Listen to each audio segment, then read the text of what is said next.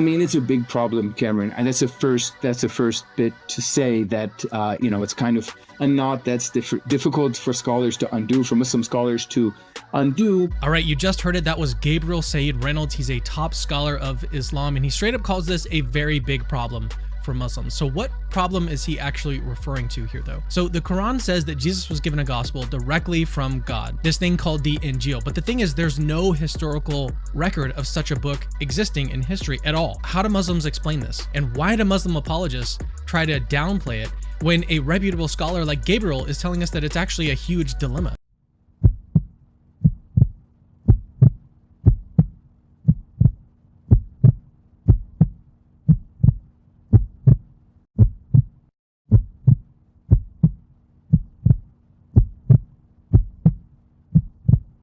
Here is our question. Why would devout Muslim historians record this incident? Why include a story so embarrassing, one that casts Muhammad as fallible, even deceived? To answer this, we turn to the groundbreaking work of Shihab Ahmed, a highly respected Muslim scholar whose credentials are impeccable.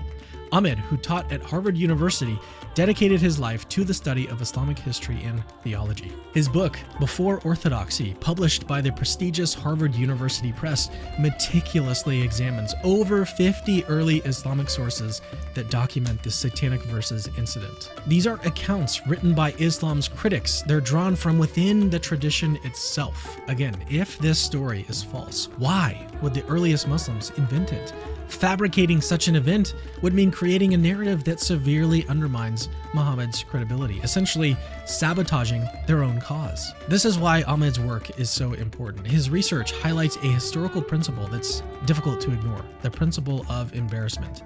Historians recognize that the more damaging a story is to its subject, the more likely it is to be true. In this story, it's about as damaging as it gets.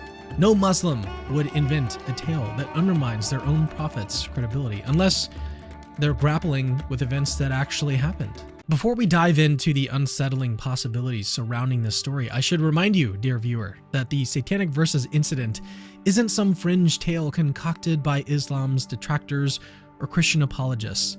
In Before Orthodoxy, Ahmed explains that this event is recorded in no fewer than 50 sources, many of them independent, and all from within early Islamic tradition.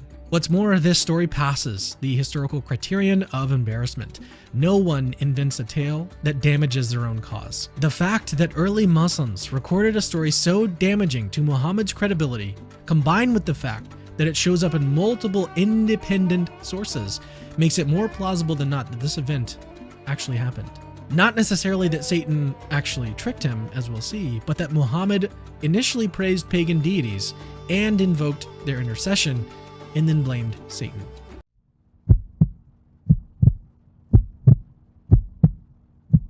And so it's that second verse actually, sort of 22, is actually the key one, because it suggests that, this is the normal thing that happens to messengers. Satan tries to insert something in their brain and God fights back, right? And so the early Islamic tradition says, in my opinion, creates the story about Satan inserting certain verses that would have been in Surah 53, which gives praise to these three goddesses. It calls them the high-flying cranes, the birds, high-flying birds. And then Gabriel came down quickly and said, no, this should not be understood. Okay, now the appeal, so the early Islam accepts it. Early Western scholars almost all accept it for two reasons. One, they have this idea that Muhammad was like yearning for the Meccan pagans to accept Islam. And it even was like, it was painful to him that they weren't accepting Islam. And so they imagine that he would have been susceptible to satanic interference for a compromise, which would say, okay, hey, Muhammad, you can accept these goddesses of the pagans as daughters of God, but not as real goddesses. But call them daughters of God and look for their intercession. And that's a compromise. And so Western scholars were like, he must have been like open to proposing something that's whether or not he was deceived or actually just fabricated the whole thing. But he must have been open to that idea of compromise. So that's one reason.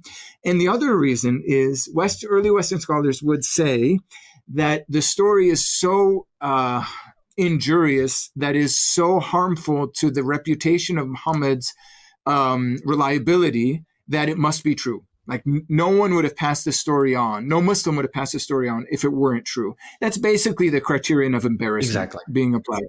Yeah. So, I think neither of those apply. They're both wrong. The story is in early Islam, obviously was not seen as a problem because I think it was created to explain the verse in Surah 22.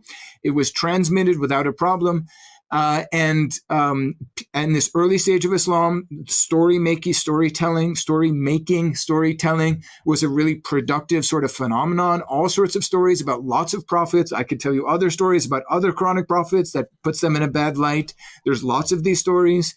The idea of prophetic perfection or impeccability had not been really established. So I think this is actually a perfect case of the Quran producing a story, which later scholars then took and put back into the Quran, to read the Quran via this story, which in fact was produced by the Quran, a perfect circle.